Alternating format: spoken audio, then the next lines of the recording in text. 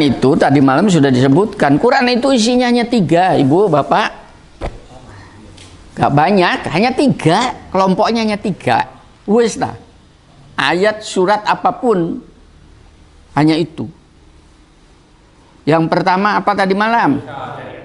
Tentang aturan-aturan, ya. Itu. Aturan-aturan itu ada 2. Ada aturan-aturan tentang alam raya. Nah, Quran, aturan-aturan tentang alam raya itu matahari terbit. Itu aturan kan ya? Dari timur, angin memiri, itu aturan-aturan. Itu Al-Quran tidak detail menerangkan gunung, tidak detail. Tapi memberikan informasi. Nah, tuh katakan, sungguhnya aku ciptakan, jangan kamu kira gunung itu diam, sungguhnya gunung itu bergerak. Nah, berarti di situ ada aturan, nggak boleh meneng gunungnya ono banyak. Allah tidak menerangkan secara detail ya apa bergeraknya, karena apa, pada kita ada intelektual, paham ya? Supaya kita mengamatin gunung, maksudnya begitu.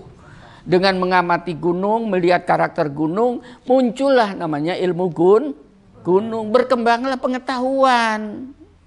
Itu loh Islam itu, ya.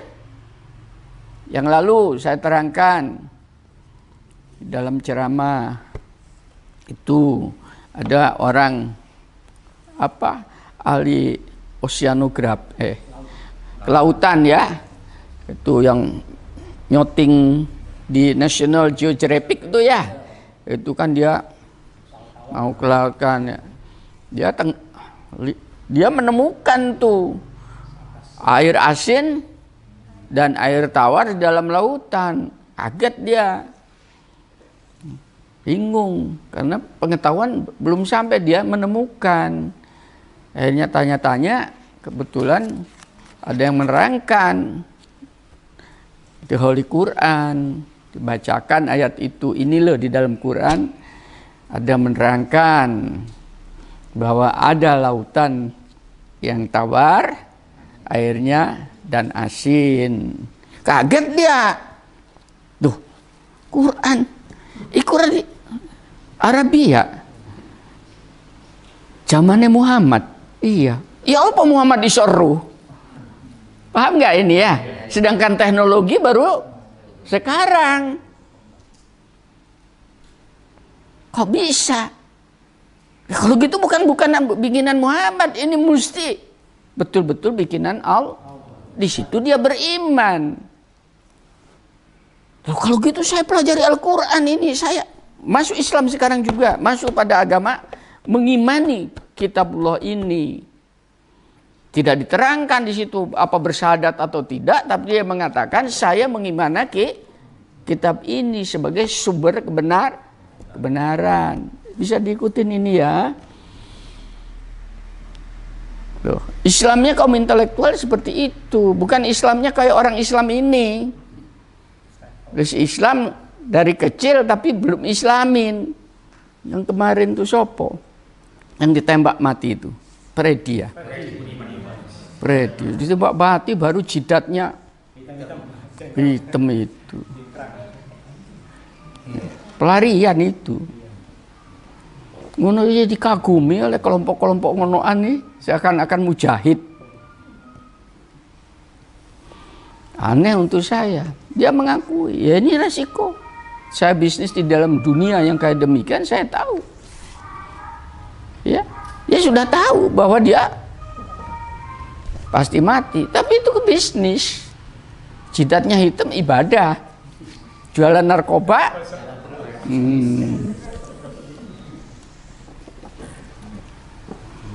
Repot ya. Kadang-kadang jadikan rujukan kayak begitu. Kebenaran. Ya, jenderal-jenderalnya juga banyak yang terlibat. Buka rahasianya. Kelabakan polisinya. karo tentara nih.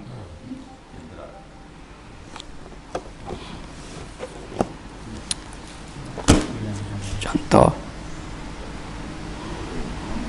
Nah, itu diterangkan di dalam Quran hanya pokok-pokoknya supaya orang mau berkembang. Nah, tapi aturan-aturan yang namanya sosial itu tadi ya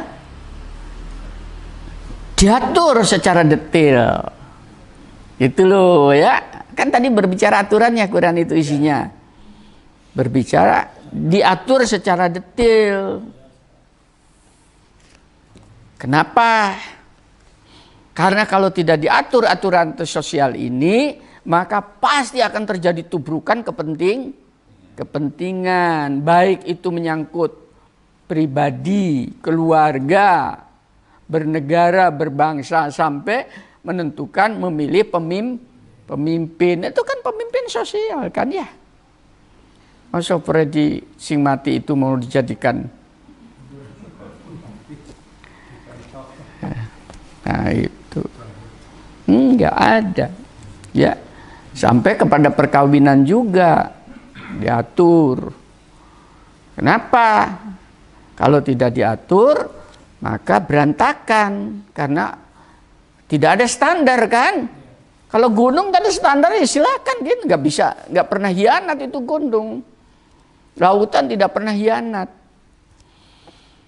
Tapi manusia, makanya diatur.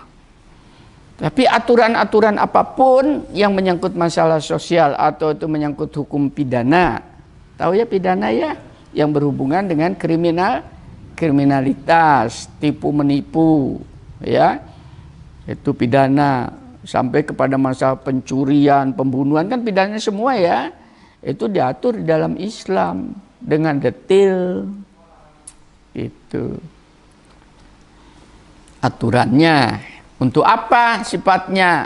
Bukan punishment, bukan untuk mempersulit, tapi untuk mencegah supaya orang tidak masuk ke sana. Sifatnya itu sebetulnya Rahman Rahim, pencegahan. Makanya kan ada istilah jangan kamu dekati Cina, kan begitu ya di dalam Quran itu, pencegahan. Karena begitu Anda masuk, begitu Anda berada di situ, keluarnya kuangel. Bukan berarti mereka itu tidak ngerti bahwa itu dosa, tahu itu. Tapi apa maneh Mas kan? Kalau pangan lain ya.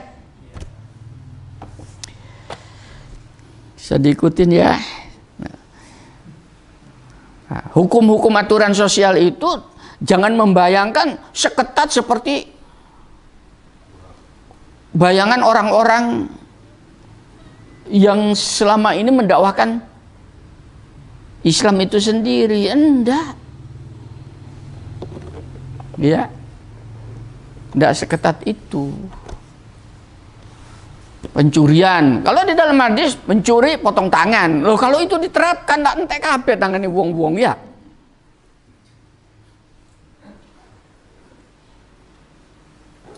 Nah itu berkembang di situ. Potong tangan itu finishing yang terakhir.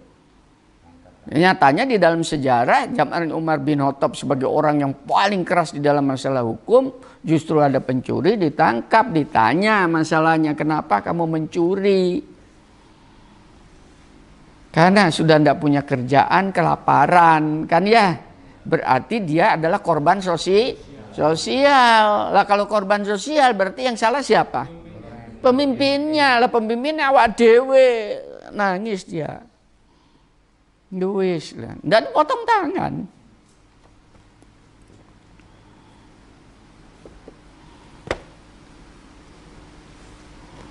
Enggak. Termasuk hukum rajam.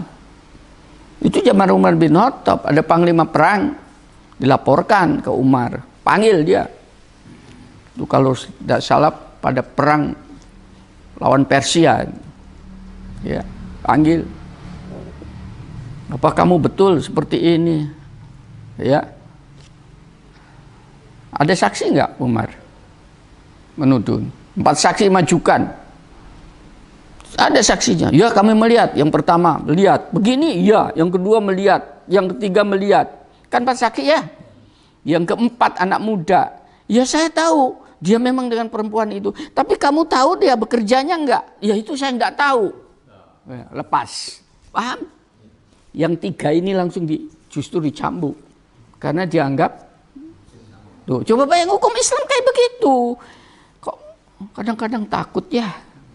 Tidak gampang untuk melakukan punishment terhadap orang. Pencegahan sifatnya. Apa gak belajar tak kayak gitu? Saya pelajarin itu. Aku sekolah hukum dulu Pak Natsir. Kayaknya saya kenapa masuk fakultas hukum dulu. Saya ingin tahu apa yang dinamakan hukum, kisi-kisinya apa, ya. Apa yang dinamakan hukum positif dan sebagaimana bagaimana hukum itu baru berjalan, mengikat. Dasar-dasar filsafat hukumnya dipelajarin. Gak nginceng sporat tok.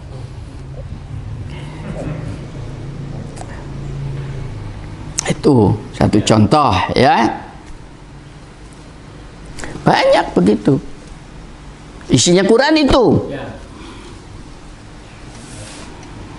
Nah, sekarang yang diajarkan oleh masyarakat itu hanya bulat di situ. Karena apa? Dia kurang kreatif untuk mengembangkan. Satu contoh misalnya, ya, takbirnya harus begitu. Hanya sampai kepada takbir. Sujudnya harus begitu. Lah kan itu sudah standar biasa kan?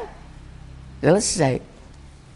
Tapi tidak pernah mau mengembangkan lebih jauh. Padahal kalau mengembangkan lebih jauh, ini loh. Ini kan sungguhnya orang-orang yang beriman adalah mereka yang apabila disebut nama Allah gemetar hatinya. Apabila dibacakan ayatnya kepada mereka bertambah kuat imannya dan hanya kepada Tuhan mereka bertawakal. Ini syariat bukan? Mana syariatnya? Mana kisi-kisinya? Gak ada kan?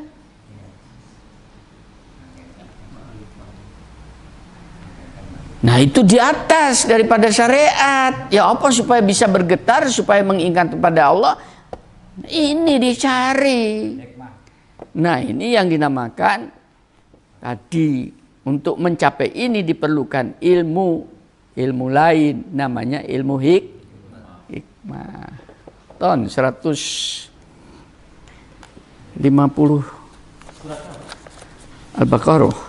Kalau tidak salah lo ya. Mudah-mudahan benar. 151. Baca itu. Bagaimana kami telah menyempurnakan nikmat kami kepadamu. Disempurnakan nikmat kami. Karena apa? Terus. Kami telah mengutus kepadamu Rasul. Satu, turun Rasul. Terus. Yang membacakan ayat-ayat kami kepada kamu. Ya. Membacakan atau dibacakan? Lu. Kita ini loh. Kita membaca atau dibacakan? Dibaca no. Sudah, terus. Dan mensucikan kamu. Menyucikan kamu. Kita itu mensucikan diri atau disucikan Allah? Disucikan Allah. Untuk sampai kepada posisi untuk supaya disucikan Allah gimana? Bengiai terus turuai. Ya apa membersihkannya itu? Terus.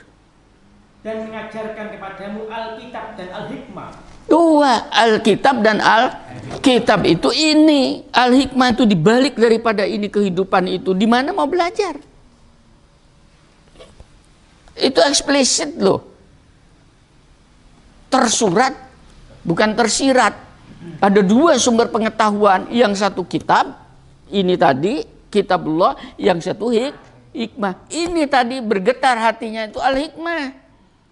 Ya apa caranya supaya hati bisa bergetar kepada Allah itu tadi. Kalau Anda belajar syariat saja tadi nggak cukup. Itu baru sampai kepada masalah-masalah standar syariat. Oh ini enggak, itu yang dikembangkan. Wong wedok kalau delok kelihatan orang perempuan tundukkan pandangan, kan begitu ya? Ya, hadisnya memang ada, tapi yang dinamakan pandangan mana?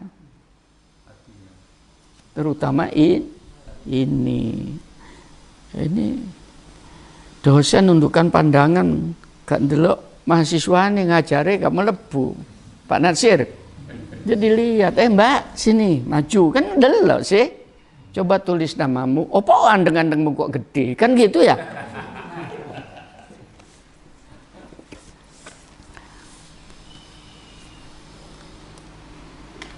Sama di ustadz-ustadz yang banyak di masjid-masjid keras hatinya, karena larinya kepada itu tadi, yang syariat yang dia sendiri pengetahuan tentang masalah mana. Satu, sosiologi dia tidak menguasai, ya, interaksi sosial dia tidak tahu. Hanya itu, ini. Contohnya saja sekarang banyak itu pola budaya orang Arab dipakai seakan-akan itu budaya adalah Islam. Sorbannya sorban Arab, ininya pakai gamis Arab, itu kini gak cocok. Nggak perlu nganggo blangkon rak ngono sih.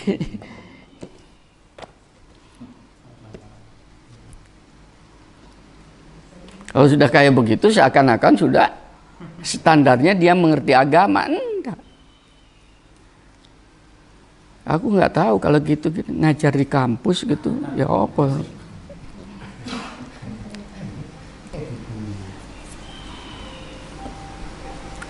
Iya, ini tadi. Apalagi praktikum nang lapangan, nganggo gamis ngono, mencolete ya apa her? Nah ini al-hikmah. Gemetar hatinya itu tadi, ya. Nah, untuk sampai ke tingkat itu tadi, bagaimana caranya?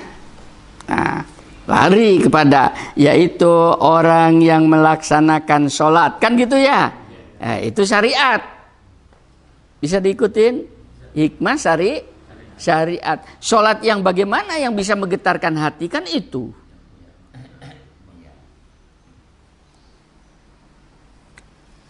Kita kan sholat bukan menggetarkan hati, ya, pasang telinga ya, gitu.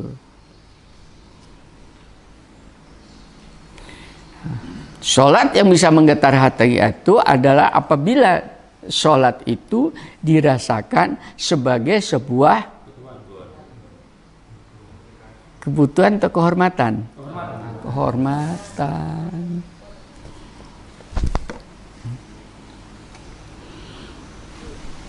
Kalau kita melaksanakan sholat, kalau Anda melaksanakan sholat untuk dapat pahala, itu orang terhormat atau tidak?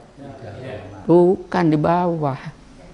Orang upahan, dia mau melaksanakan karena mendapatkan upah. Sekarang tak balik no, sing sholatnya ngono layak mendapatkan upahan dari Allah.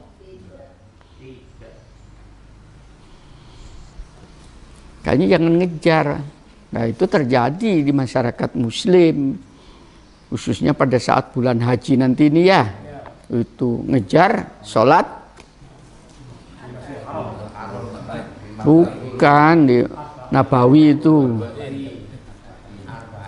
ngejar arba'in, iya supaya dapat pahala, karena memang hadisnya ada, tapi coba dimaknai apa maksud daripada itu semua.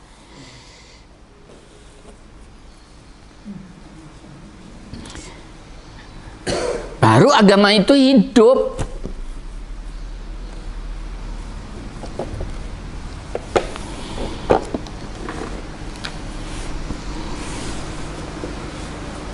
Dua kan? Ya. Yang pertama tentang syariat, aturan. Yang kedua menyibak daripada aturan-aturan itu tadi. Kalau Anda belajar yang kedua ini, kalau daripada syariat, air itu apa dari sisi syariat? Air itu apa? Dari sisi syariat?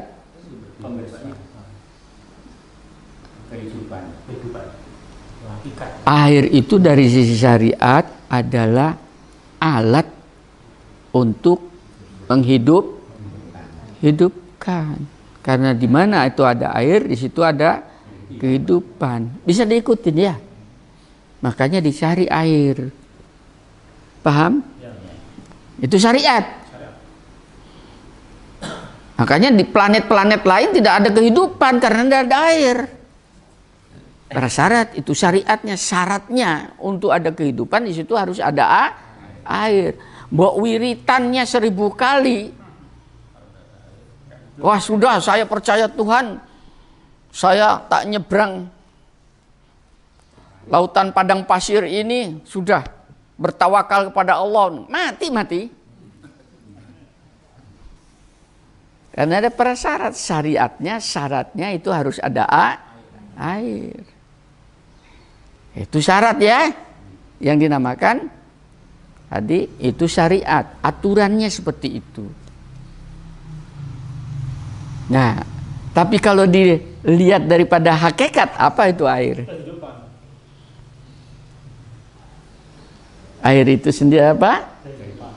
Air itu adalah yang tadi malam kan? Itu. Pak Kadir tadi malam itu syarat hidup. Nah, tidak salah sebagai syariat. Naikkan tingkatnya hanya itu. Iya, naik. Air itu apa? Air itu adalah kehidupan. Bisa diikutin ya?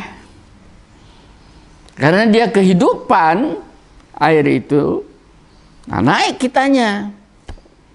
Perasaan kita begitu melihat air, apa yang akan kita rasakan itu? Begitu kita melihat air, bergetar enggak? Bergetar. Karena melihat, Masya Allah, itu adalah makhluk hidup. Kalau dari sisi ilmu kimia, fisika, iya, hidrogen dan oksigen, H2O, selesai. Eksistennya begitu. Tapi kalau lihat daripada hakikat, apa itu air? Kehidupan. Begitu saudara melihat bahwa air itu kehidupan, seorang muslim yang sampai ke tingkat itu, kita boros enggak dengan air? Kita menghargai enggak? Menghargai. Makanya kalau ibu-ibu, bapak-bapak nanti minum air aqua yang ada di dihabiskan. Harus habis, enggak boleh tinggal. Terus siapa meneruskan?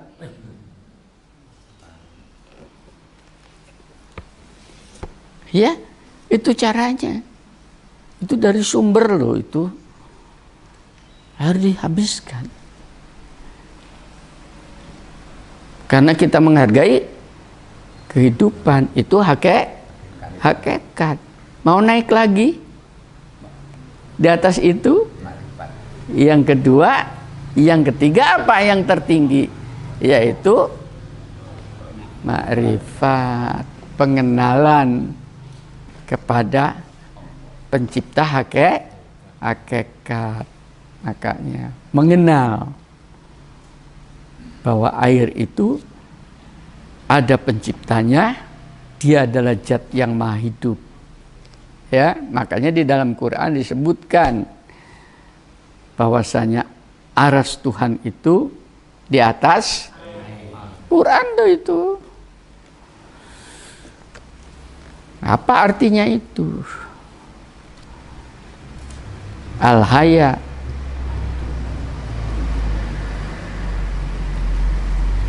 Saya sering sekali membaca yang tadi malam saya ngomong, tadi pagi saya baca juga sholat subuh yang bersama saya.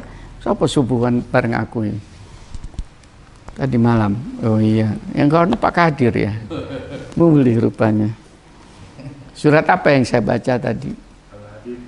Al-Hadi.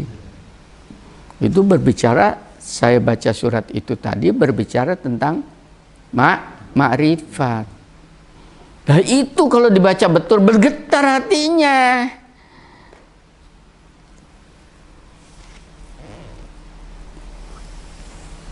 Ketemu aladitnya. Bud. Duh. Apa? Ayat 1. Apa bunyi, Yus? Semua yang berada di langit dan yang berada di bumi bertasbih kepada Allah. Itu sudah berbicara tentang hakikat Tuhan kan? Begitu hakikat Tuhan itu berarti makrifat. Terus Menyatakan kebesaran Allah, dan dialah yang maha perkasa lagi maha bijaksana. apalagi? Kepunyaannya lah kerajaan langit dan bumi.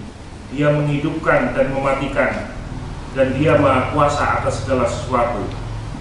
Nah, kalau Anda membaca ayat ini kemudian tidak bergetar hatinya, berarti hati kita ini keras. Dengan ayat apalagi, dengan nasihat apalagi, kalau membaca tentang firman Tuhan saja, tentang sifat-sifat Tuhan itu, kemudian kita tidak aware, tidak ngeh. Ya, berarti yang ada di dalam rongga dada kita itu bukan hati manusia, tapi batu. Minta dilembutkan. Karena tolak ukurnya di situ. Ini tolakannya begitu, bergetar hati mereka akan disebut. Ya. Nih, meminta kepada Allah. Ini berbicara tentang diri kita itu. Baik buruknya manusia itu di sini.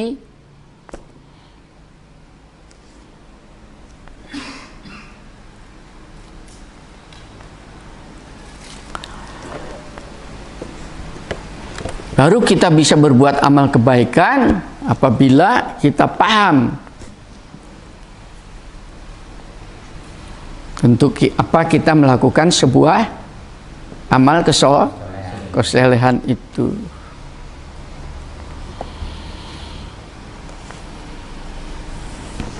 Tuh, maksud saya melatih ini gimana caranya? Ya, bukan kemudian wiritan 1000 kali. Ya, kalau apa-apa. Ya. Wiritannya orang-orang tadi yang betul-betul bergetarannya hati, lihat petir. Yang tadi juga saya bacakan ya. Wa min ayyatihi an khalaqakum barqa haufa wa tuma'a. Kan begitu ya. Jadi, dia menciptakan petir, jeder gitu, membuat rasa was-was, takut kan, akan tetapi punya rasa berharap, ono petir. Hari ini hujan deras. Ya, untuk orang Arab hujan sekali itu bukan main ya.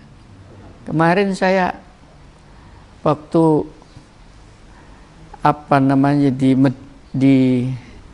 di Mina, mabit ya, gerimis, gitu. Saya sendiri kan mabit ya, dalam bayangan saya, bahasa kuyup ya apa kan gitu, minggir cari naungan. Satpamnya Arab itu katanya, berkah katanya. Jadi suruh basah-basahan. Batin saya ya untuk orang Arab berkah kan aku teles ya. Karena mereka jarang mendapatkan hujan dek kene hampir setiap saat.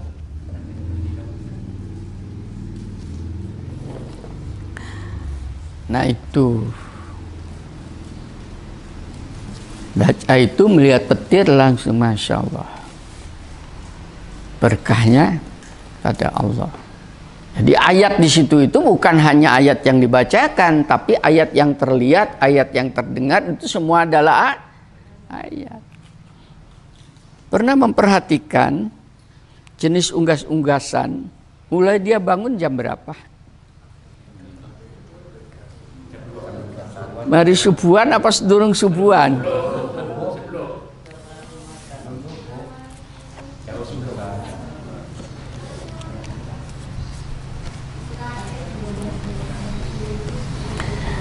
Kan? Nah, iki wong-wong ini perasaannya nggak ada oleh burung-burungan, oleh unggasan Pak Ayam sudah berkokok itu, ya. Pada waktu sahur kan begitu ya. Pada saat sholat malam dibangunin. Enggak. Wis iki kok terus berbeki kuping jam sakmene sesuk tak beleh. Lah padahal itu ayat.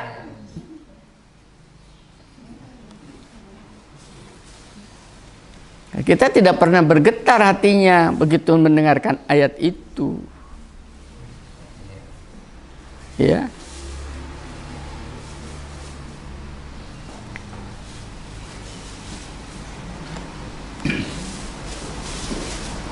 Padahal di dalam Qur'annya cocok.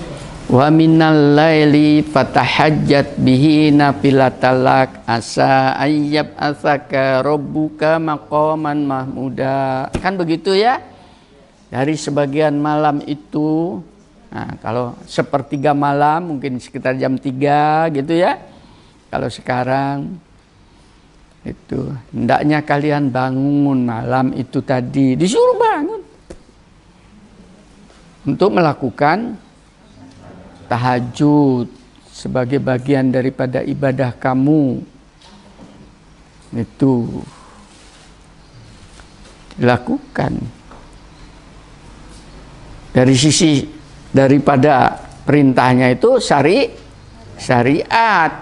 Ahli hadis ngatakan itu kan sunnah, kalau dikerjakan dapat pahala, kalau tidak dikerjakan ya tidak apa-apa, tidak dosa. Ini kan karena dia dari sisi syariat, dari sisi hakikat lain harus. Loh, kan beda ya. Karena itu adalah sebuah kehormatan. Kenapa kehormatan? Pada saat itulah waktu yang paling terdekat antara Khalik dengan makhluknya. Permintaannya akan diikutin, ya, dosa-dosanya akan diampunin. Kesulitan hidupnya akan dikasih jalan keluar. Lu koyong ini loh, gak dimanfaatkan.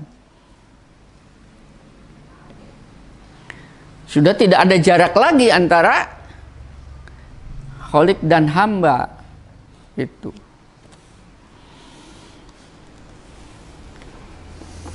Coba dirasakan itu.